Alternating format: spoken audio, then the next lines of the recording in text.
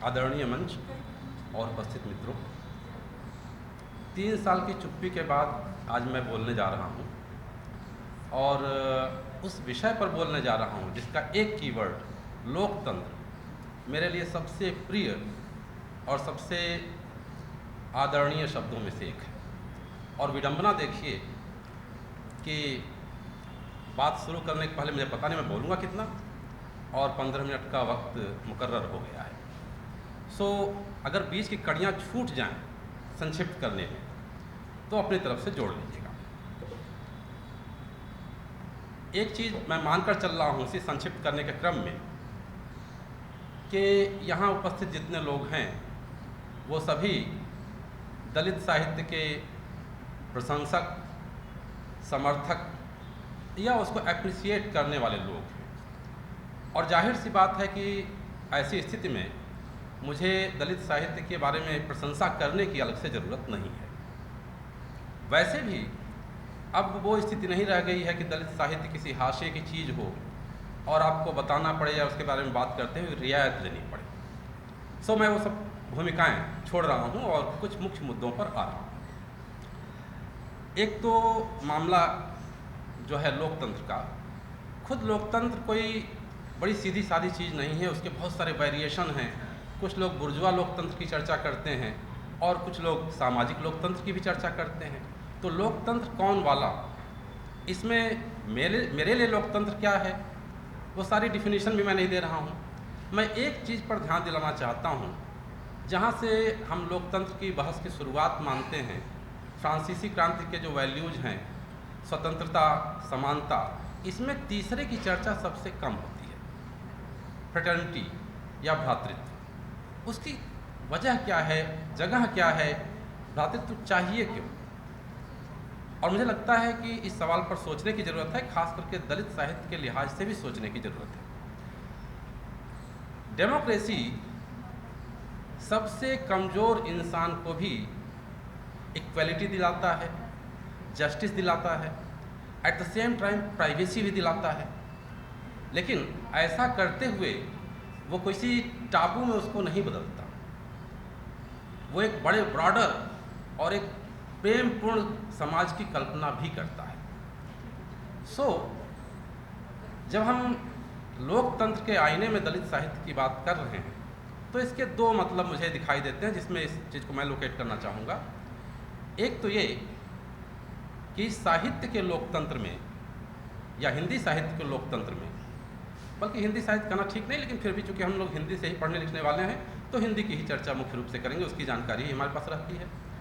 तो साहित्य के लोकतंत्र में दलित साहित्य को क्या जगह मिली है, और दूसरा पहलू है कि दलित साहित्य ने साहित्य के लोकतंत्र को क्या दिया है, क्या योगदान किया है। ये दो उसके एस्पेक्ट हो सकते हैं। पहले वाले सवाल के जवाब में, यानी साहित्य के लोकतंत्र में दलित साहित्य की जगह क्या है, और मैं कहूँगा कि जिस मैं भ्रातृत्व की बात कर रहा था या जिस समाज में व्यक्ति की जो जगह है, उस लिहाज से देखें तो टापू बनकर रहना कोई आदर्श मॉडल नहीं है लोकतंत्र का। और दुर्भाग्य से दलित साहित्य ने हिंदी साहित्य में लगभग वैसी ही जगह अख्तियार कर ली है।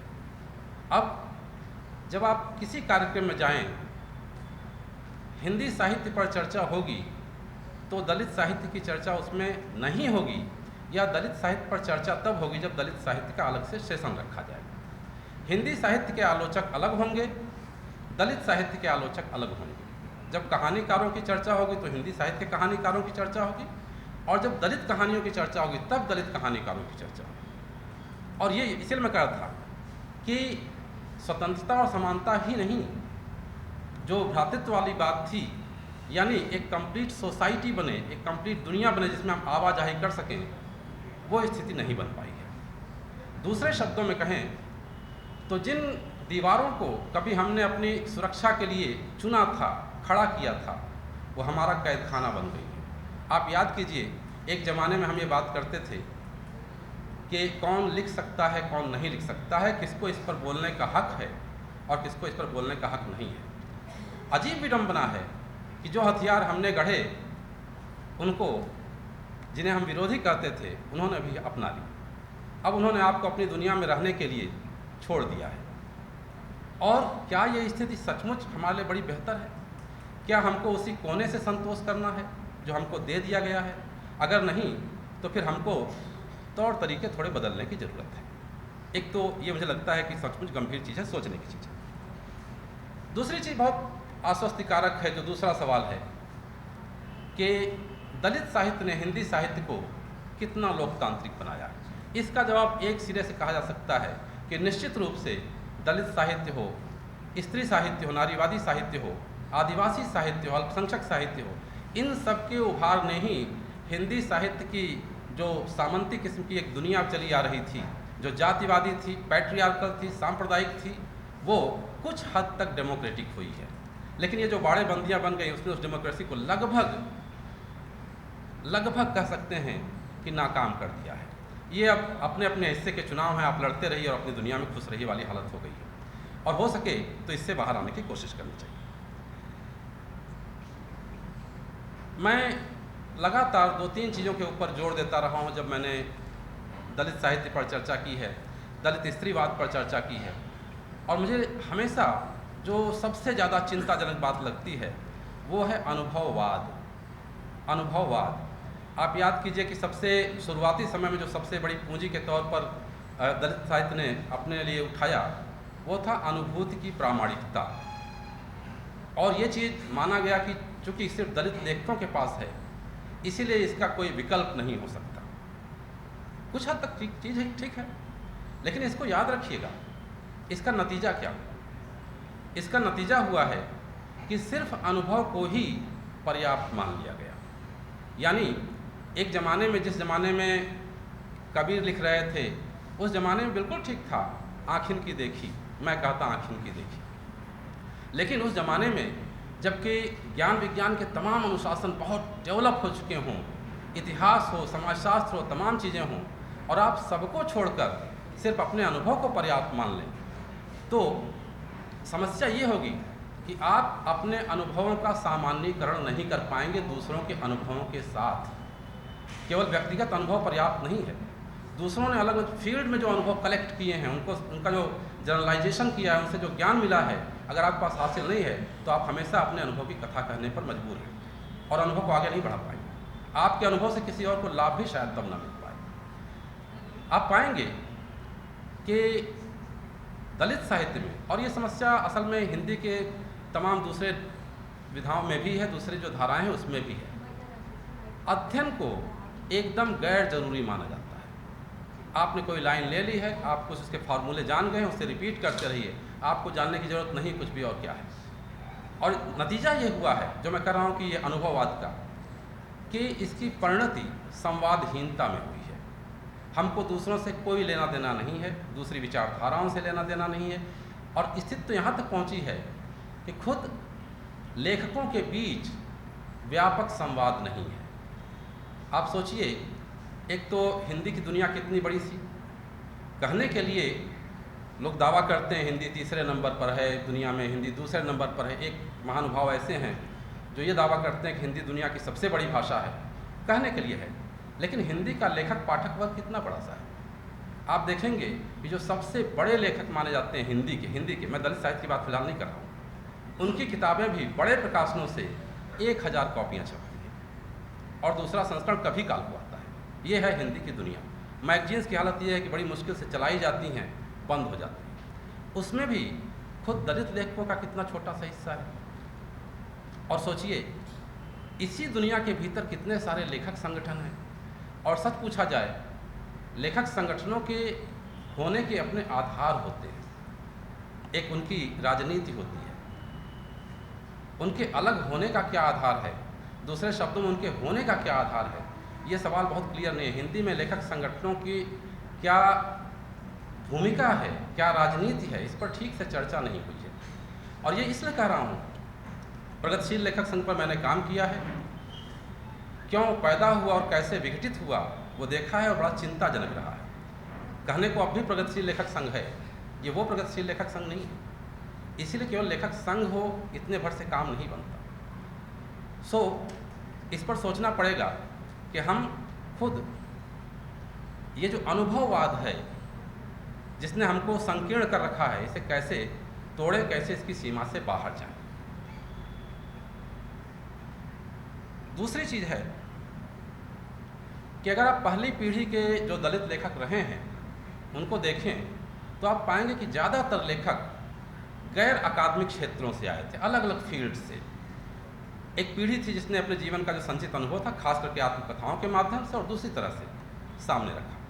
हमारे जो मौजूदा जो पीढ़ी है दलित लेखकों की, आप पाएंगे उसमें से ज़्यादातर अकादमिक संस्थानों या प्रकाशनों या इसी तरह की चीज़ों से जुड़े हुए हैं। नतीजा है कि हमारा पूरा जो दलित साहित्य है वो विश्वविद्यालय और इसी तरह के कार्यक्रमों के इर्द गिर्द सिमट कर रह गया है।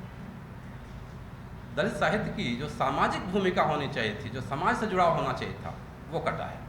और तीसरी चीज़ इसी से जुड़ी हुई है कि आप पाएंगे कि जो क्लासिकल रचनाएं मानी जाती हैं हमारे दलित साहित्य की, क्लासिक्स नाम उसके पहले भी लिए जा चुके हैं, बार बार आएंगे। खुद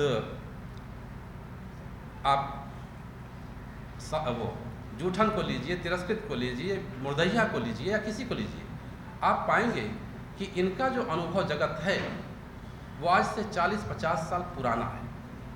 40-50 साल पुरानी जो दुनिया थी उसको इन्होंने उठाकर आपके सामने रखा है और आप देखते हैं उससे विचलित होते हैं।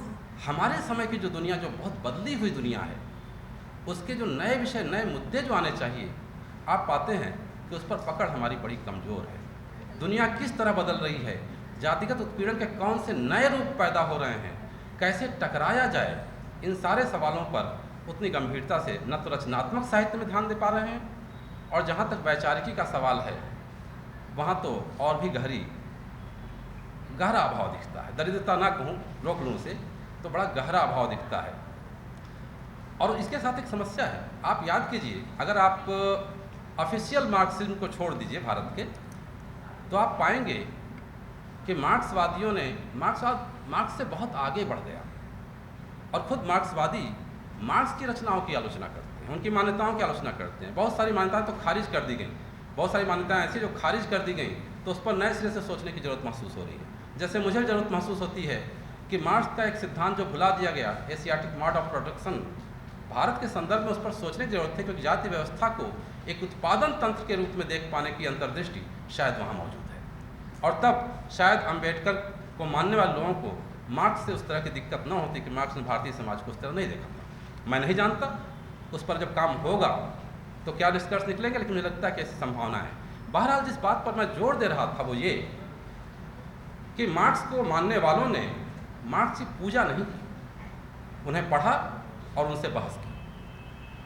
क्या यही स्थिति अम्बेडकर को मानने वालों ने अम्बेडकर के साथ की है? आप पाएंगे कि इसका उल्टा है।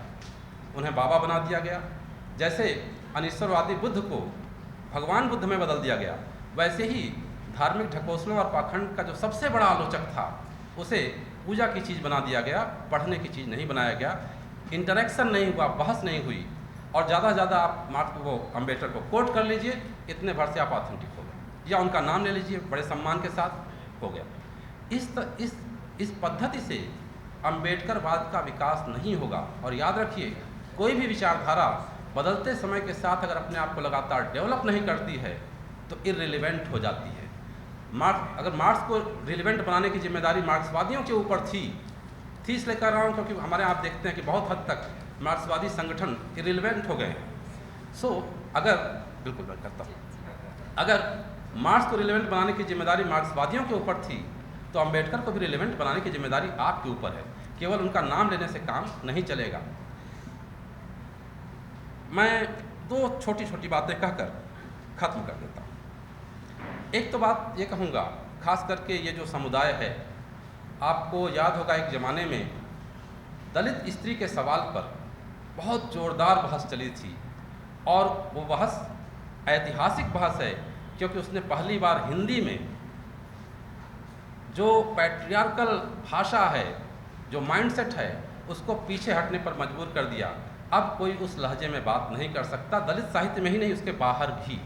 बहुत ऐतिहासिक बहस है, कथा देश में चली थी 1 साल तक। और इस संगठन से जुड़े बहुत सारे लेखक उस बहस में शामिल थे या उसके कह सकते हैं समर्थक रहे। फिलहाल जो आपका संगठन है इसमें वही लेखक ज़्यादा मौजूद हैं, और ऐसे में एक बात कह सकते हैं कि हिंदी के दलित साहित्य की एक उपलब्धि ये भी है कि इसने स्त्री प्रश्न को अपने साथ जोड़ लिया। लेकिन एक ज़माने में मैंने एक आशंका जताई थी कि अगर बहिष्करण ही दलित स्त्री विमर्श के पैदा होने का आधार है, तो जब ये बहिष्करण खत्म कर दिया जाएगा, यानी आपकी मांगों को लोग स्वीकार कर लें, तो क्या दलित स्त्रीवाद बचा रह पाएगा? आज मैं देखता हूँ कि जो दूसरा खेमा था वो गायब हो चुका है। जो लोग स्त्री के सवाल को उठा रहे थे वो मुख्य धारा में हैं। क्या वो अभी भी स्त्री के सवाल को उठाएंगे या उस सवाल को छोड़ देंगे? खास करके मैं चाहता हूँ, चूँकि ये कार्यक्रम है, तो उस सवाल पर भी ध्यान रखा जाए। आखिरी चीज़, बस एक सवाल के तौर पर, जब हम दलित साहित्य की उपलब्धियों का जश्न मना रहे हैं तो एक बात सोचें, हमारे देश के लोकतंत्र में दलितों की स्थिति जो है, क्या वो उत्सव मनाने लायक है? अगर नहीं, तो साहित्य के लोकतंत्र में दलित साहित्य को ऐसी स्थिति कैसे हासिल हो सकती है जिस पर हम उत्सव मनाएं? या ये मान लें कि ये विडंबना है। मैं जानता हूँ कि साहित्य की एक सापेक्षिक स्वाधीनता होती है। या मान लें कि ये एक विडंबना है कि देश में तो दलितों की स्थिति बुरी है, लेकिन दलित साहित्य की बड़ी अच्छी स्थिति है। अगर ऐसा है तो ये स्थिति क्या बताती है? क्या ये बताती है कि देश के दलितों से दलित साहित्य का रिश्ता कमज़ोर हो गया है? धन्यवाद।